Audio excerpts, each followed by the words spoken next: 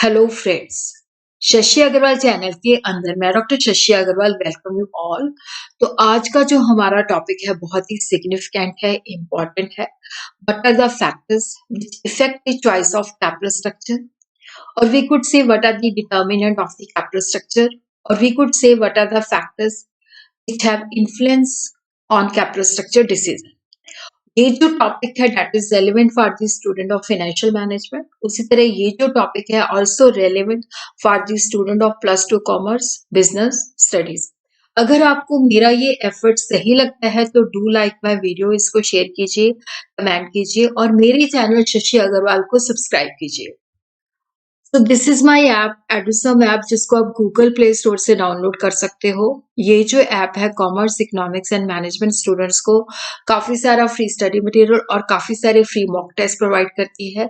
उसी तरह काफी सारे structure courses business studies and financial management के यहाँ पे उपलब्ध है।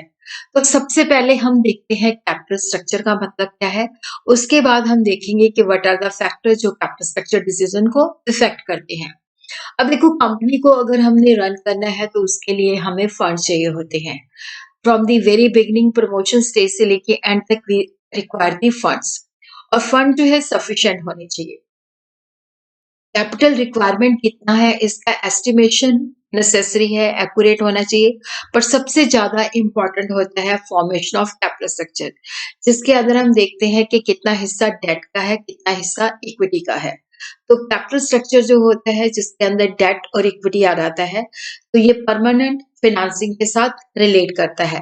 तो कैपिटल स्ट्रक्चर की जब हम बात करते हैं तो उसके अंदर हम देखते हैं लॉन्ग टर्म डेट कितना है, प्रेफरेंस शेयर कैपिटल कितनी है, शेयर होल्डर्स फंड्स कितने हैं। कैपिटल स्ट्रक्चर का मतलब होता है कि what is the proportion of debt and what is the proportion of equity which are used for financing the operation of business। तो कैपिटल स्ट्रक्चर के अंदर हम देखते हैं कि डेट का शेयर कितना है, इक्विटी का शेयर कितना है, जिसके बेसिस पे हम बिजनेस को फिनांस करते हैं। Capital structure refer to the kind of security, किस तरह की सिक्योरिटीज हम फिनांसिंग के लिए यूज करते हैं, और उसका जो पूरी कैपिटल के अंदर उसका प्रोपोर्शनेट अमाउंट कितना है। तो कैपिटल स्ट्रक्चर जो है that is the proportion of debt, preference and equity share on the balance sheet. Capital structure हमारा इस तरह का होना चाहिए जो हमारे वैल्यू ऑफ इक्विटी शेयर को इनहांस करे और जो शेयर होल्डर की वेल्थ है उसको मैक्सिमाइज करे। तो कैपिटल स्ट्रक्चर को हम इस तरह से डिफाइन कर सकते हैं, the mix of forms permanent long term financing represented by debt, preferred stock and common stock equity. तो यहाँ पे हम देखते हैं कि जो कंपनी का परमानेंट लॉन्ग टर्म फाइनेंस है उसके अंदर डेट का शेयर कितना है, प्रेफरेंस स्टॉक का कितना शेयर है और इक्विटी का शेयर कितना है। क्रिस्टनबर्ग ने डिफाइन किया है capital structure of a company refer to the composition और मेकअप ऑफ इट्स कैपिटलाइजेशन, और इसके अंदर लॉन्ग टर्म कैपिटल सोर्सेज आ जाते हैं, loan, reserve, shares and bonds. तो यहाँ पे हम देखते हैं कि जो हमारी टोटल जो एस्टिमेशन ऑफ फंड्स है 17 लाख है, उसके अंदर हम देखते हैं कि इक्विटी शेयर का जो पोर्शन है 10 लाख है और इसकी परसेंटेज जो है 58.82 है। उसी तरह प्रेफरेंस शेयर का 29.41 है और लॉन्ग टर्म लोन का 11.77 है।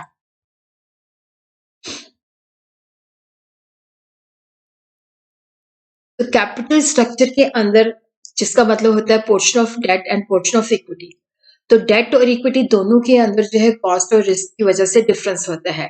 डेट जो होता है चीपर होता है as compare to equity, but इसके अंदर रिस्क ज्यादा होता है। ये रिस्क इस वजह से होता है क्योंकि जब हम डेट जो है फाइनेंसिंग करते हैं तो उसके ऊपर हमें रेगुलर बेसिस पे इंटरेस्ट देना पड़ता है। ये एक लीगल ऑब्लिगेशन होती है, चाहे हमारे पास प्रॉफिट है या नहीं है, but we have to make the payment of interest. और उसी तरह क्या है कि अगर हम इंटरेस्ट पे नहीं करते तो डिबेंचर होल्डर जो होते हैं वो लीगल रूट अडॉप्ट कर सकते हैं, जिससे कंपनी की लिक्विडेशन भी हो सकती है। उसी तरह हम देखते हैं कि जैसे इक्विटी जो है एक्सपेंसिव सिक्योरिटीज है as compare to debt, they are expensive, but company के व्यू पॉइंट से ये सेफ है। देखो, जैसे डेट के केस में तो होता है कि लीगल ऑब्लिगेशन है, हमें इंटरेस्ट भी पे करना पड़ेगा, लेकिन यहाँ पे कोई लीगल ऑब्लिगेशन नहीं होती कि हमने डिविडेंड देना ही देना है।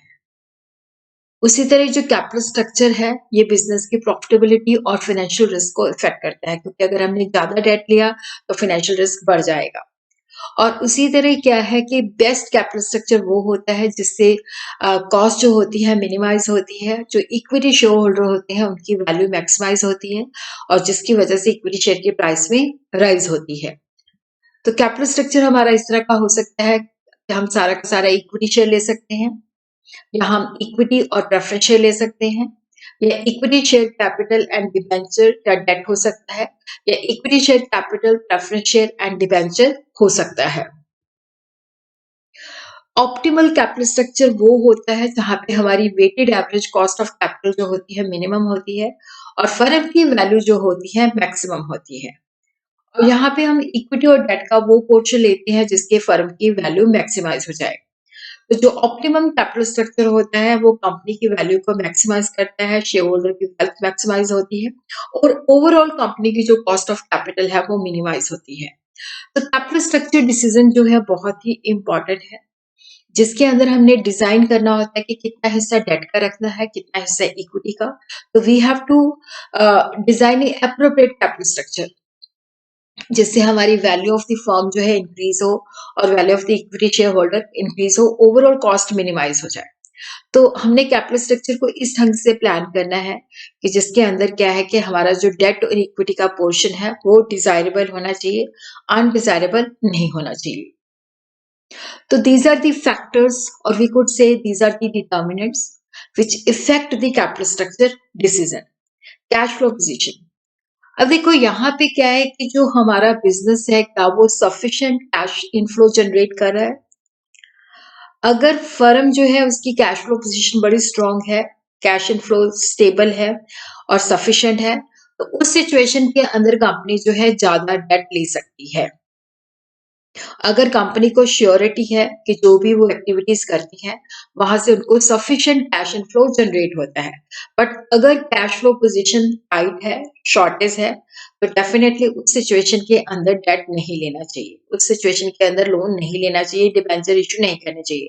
तो उस सिचुएशन के अंदर ज्यादा इक्विटी को इशू करना चाहिए, क्योंकि इक्विटी के केस में क्या होता है कंपनी के ऊपर कोई लायबिलिटी, कोई लीगल ऑब्लिगेशन नहीं होती कि हमने इक्विटी शेयर होल्डर को डिविडेंड पे करना है। इंटरेस्ट कवरेज रेशियो, देखो जब हम डेट का इस्तेमाल करते हैं तो ऑर्गेनाइजेशन के ऊपर फिक्स चार्ज का रिस्क होता है, क्योंकि हमें इंटरेस्ट भी वापस करना होता है, प्रिंसिपल अमाउंट भी वापस करना होता है। अगर फर्म के पास सफिशिएंट कैश फ्लो है तो वो ज्यादा डेट का इस्तेमाल कर सकती है as compare to equity. Fix charge के अंदर जो होता है हम इंटरेस्ट कवरेज रेशियो आईसीआर जिसको कह देते हैं उसको कैलकुलेट करते हैं। तो उसका फार्मूला होता है earning before interest and taxes. EBIT का मतलब होता है earning before interest and taxes divided by interest. अगर ये रेशियो हाई है तो इसका मतलब है कि कंपनी जो है वो के प्रॉफिट्स जो है सफिशिएंट है, वो इंटरेस्ट को पे कर सकते हैं। तो उस सिचुएशन के अंदर कंपनी ज्यादा बोरोड फंड जो है ले सकती है। बट अगर इंटरेस्ट कवरेज रेशियो जो है कम है तो इसका मतलब है कि हमारे प्रॉफिट सफिशिएंट नहीं है, तो हमें ज्यादा बोरोड फंड्स नहीं लेने चाहिए, हमें ज्यादा इक्विटी जो है अपने कैपिटल स्ट्रक्चर के अंदर डालनी चाहिए।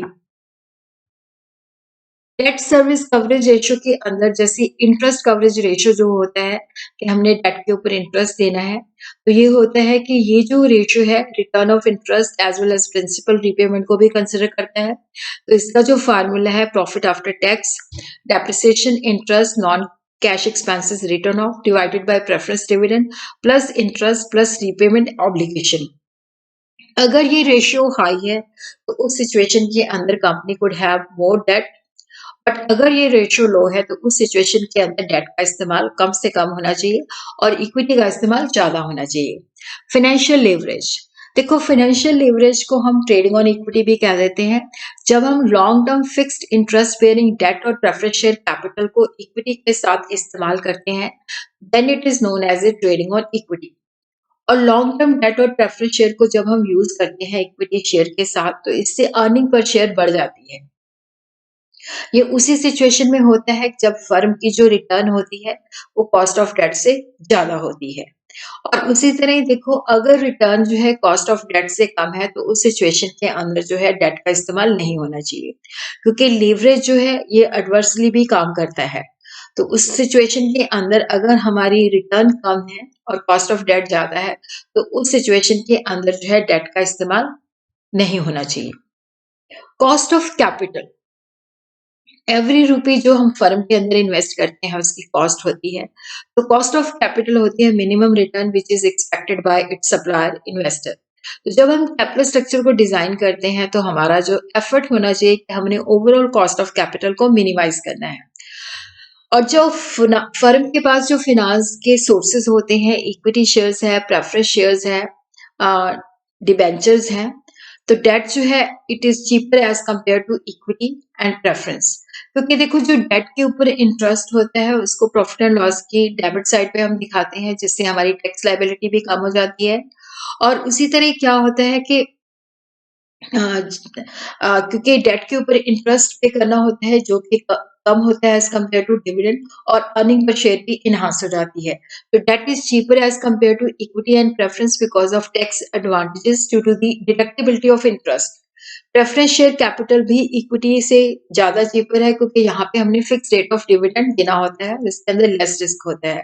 तो यहाँ पे इंटेंशन होनी चाहिए कि हमें वो कैपिटल स्ट्रक्चर जो है फॉलो करना चाहिए जो हमारी ओवरऑल कॉस्ट ऑफ कैपिटल को मिनिमाइज करता है।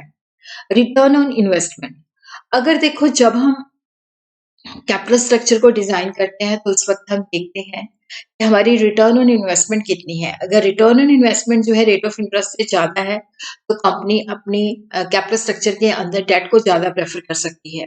बट अगर रिटर्न ऑन इन्वेस्टमेंट जो है debt is less than the rate of interest, तो डेफिनेटली उस सिचुएशन के अंदर हमें इक्विटी कैपिटल जो है ज्यादा डालना चाहिए, डेट को कम से कम।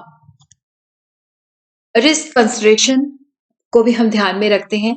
देखो, बिजनेस रिस्क, इसके अंदर क्या होता है कि यहाँ पे जब हम बिजनेस रिस्क की बात करते हैं तो this is related to the uncertainty of business, variability of earning before interest and taxes. Interest और टैक्सेस से पहले अर्निंग में वेरिएशंस क्या है, और ये जो वेरिएशन है इंटरनल भी हो सकती है, एक्सटर्नल भी हो सकती है। इंटरनल रिस्क होता है कि किस एफिशिएंसी के साथ हम मैनेज करते हैं। एक्सटर्नल रिस्क जो होता है, what are the changes which are taking place in the environment. तो बिजनेस रिस्क होता है कल को हमारा बिजनेस चलता है या नहीं चलता है, जिससे हमारे प्रॉफिट जो होते हैं इफेक्ट होते हैं। फाइनेंशियल रिस्क होता है कि अगर हम अपने कैपिटल स्ट्रक्चर के अंदर डेट का इस्तेमाल करते हैं तो वहां पे हमें इंटरेस्ट देना पड़ता है जो कि लीगल ऑब्लिगेशन होती है। तो हो सकता है कि हमारे पास इतना ज्यादा रिस्क हो कि हम अपनी जो फिक्स्ड कॉस्ट है, जो इंटरेस्ट है, उसको पे ना कर पाए। तो जब फर्म ज्यादा डेट का इस्तेमाल करती है तो उससे फाइनेंशियल रिस्क जो है बढ़ जाता है। तो हमने जब कैपिटल स्ट्रक्चर डिजाइन करना है तो ये सारी चीजों को मद्देनजर रखना है कि हमारा फाइनेंशियल रिस्क जो है इंक्रीज नहीं होना चाहिए। Nature and size of the firm जो है वो भी कैपिटल स्ट्रक्चर डिसीजन को इफेक्ट करती है। देखो, जो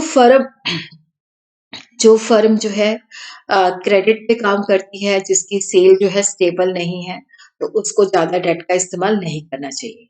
जो पब्लिक यूटिलिटी फर्म है जो कि ज्यादा सेल जो है कैश बेसिस पे करती है, तो इनकी जो अर्निंग होती है स्टेबल होती है, रेगुलर होती है, तो वो ज्यादा डेट का इस्तेमाल कर सकती है।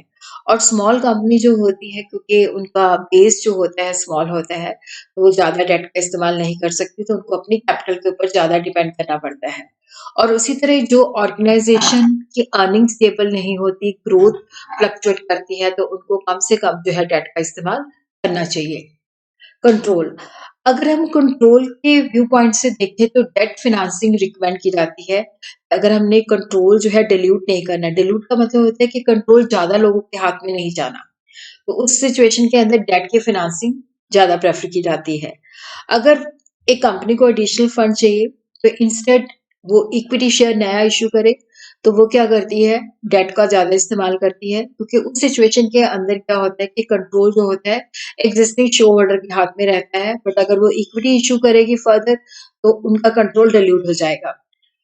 इस वजह से क्या है कि कंट्रोल उन लोगों के हाथ में रहे, तो जिसकी वजह से वो फिक्स इंटरेस्ट बेयरिंग डेट और प्रेफरेंस शेयर कैपिटल को प्रेफर करते हैं। कैपिटल स्ट्रक्चर जो है फ्लेक्सिबल होना चाहिए, तो चेंजिंग कंडीशंस के मुताबिक इसको हम एडजस्ट कर सकें। जब कैपिटल स्ट्रक्चर का डिसीजन लिया जाता है तो उस वक्त इन्वेस्टर्स की एक्सपेक्टेशंस क्या है उसको भी देखा जाता है कि इन्वेस्टर किस तरह की है। देखो, जो बोल्ड इन्वेस्टर्स होते हैं वो ज्यादा रिस्क ले सकते हैं, तो उस सिचुएशन के अंदर कंपनी ज्यादा इक्विटी को प्रेफर कर सकती है। कॉशियस जो इन्वेस्टर्स होते हैं उनको होता है कि हमारी इन्वेस्टमेंट सेफ होनी चाहिए, स्टेबल होनी चाहिए, तो उनको होता है कि हर मंथ उनको रेगुलर इनकम होनी चाहिए, तो वो प्रेफर करते हैं कि ज्यादा जो है कंपनी डेट ले, वो डेट के अंदर जो है इन्वेस्ट करते हैं। लेस कॉशियस होते हैं को वो प्रेफर शेयर को प्रेफर करते हैं जिनके अंदर होता है कि उनको फिक्स रेट ऑफ डिविडेंड। तो हमें इन्वेस्टर की नेचर क्या है, किस तरह की वो रिटर्न एक्सपेक्ट करते हैं, उसको भी ध्यान में रखना पड़ता है। उसी तरह स्टॉक मार्केट कंडीशन या कैपिटल मार्केट कंडीशन, देखो अगर शेयर मार्केट डिप्रेस्ड है उस वक्त पेसिमिस्टिक बिजनेस कंडीशंस होती हैं, तो कंपनी को उस सिचुएशन के अंदर इक्विटी शेयर इशू नहीं करना चाहिए। बट अगर ऑप्टिमिस्टिक कंडीशन है तो उस सिचुएशन के अंदर कंपनी ज्यादा इक्विटी इशू कर सकती है। उसी तरह कंपनी का एसेट स्ट्रक्चर जो होता है वो भी कैपिटल स्ट्रक्चर डिसीजन को प्रभावित करता है। तो लिक्विडिटी और कंपोजिशन ऑफ एसेट, अगर हमारी जो टोटल एसेट है उसका फिक्स एसेट ज्यादा है तो उसके बेसिस पे हम ज्यादा लोन रेज कर सकते हैं। अगर फिक्स एसेट का पोर्शन कम है तो हमें कम लोन रेज करना चाहिए। पर्पस ऑफ द फिनांसिंग, इसी तरह अगर हमने प्रोडक्टिव पर्पस के लिए लेना है तो उस सिचुएशन के अंदर हम डेट का इस्तेमाल कर सकते हैं। बट अगर अनप्रोडक्टिव पर्पस है तो वहां पे हम इक्विटी का इस्तेमाल करना चाहिए। और उसी तरह अगर फिनांस हमें शॉर्ट लिमिटेड पीरियड के लिए चाहिए तो डिबेंचर को प्रेफर कर सकते हैं। बट अगर लॉन्गर ड्यूरेशन है तो उस सिचुएशन के अंदर हमें इक्विटी को कर सकते हैं। और वैसे भी पर्सनल प्रेफरेंस के ऊपर भी डिपेंड करता है कि वो ज्यादा इक्विटी को लेना चाहते हैं कि ज्यादा डेट को। उसी तरह जब कॉर्पोरेट टैक्स हाई होता है तो उस वजह से क्या होता है कि डेट को लिया जाता है, क्योंकि डेट जो है इफेक्टिवली चीप पड़ता है। और लीगल रिक्वायरमेंट को भी देखना पड़ता है कि जो लीगल ऑब्लिगेशंस हैं, जो लीगल लॉज हैं, वो डेट और इक्विटी का रेशो क्या कहते हैं। जनरली डेट और इक्विटी रेशो जो है 2:1 से नहीं होना चाहिए। और उसी तरह ratio of preference capital to equity जो है वो भी 1:3 से एक्सीड नहीं करना चाहिए। तो capital structure of the other companies को भी स्टडी किया जाता है, जिसके बेसिस पे क्या होता है कि जो अदर कंपनीज फॉलो करती हैं तो उनके बेसिस पे अपना कैपिटल स्ट्रक्चर डिजाइन किया जाता है। और यहाँ पे भी प्रॉपर केयर जो है लेनी चाहिए, जिसके बेसिस पे देखना चाहिए कि हमारा ओवरऑल जो कॉस्ट है वो मिनिमाइज हो जाए और हमारी जो wealth of the share holder है वो मैक्सिमाइज हो जाए और इक्विटी शेयर होल्डर की वैल्यू बढ़ जाए। तो इस तरह से हमें अपना कैपिटल स्ट्रक्चर जो है डिजाइन करना चाहिए।